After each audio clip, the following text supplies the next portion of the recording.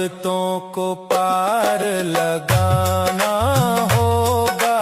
डम डम डमरू बजाना होगा। डमरू वाले बाबा तुमको आना होगा। डम डम डमरू बजाना होगा।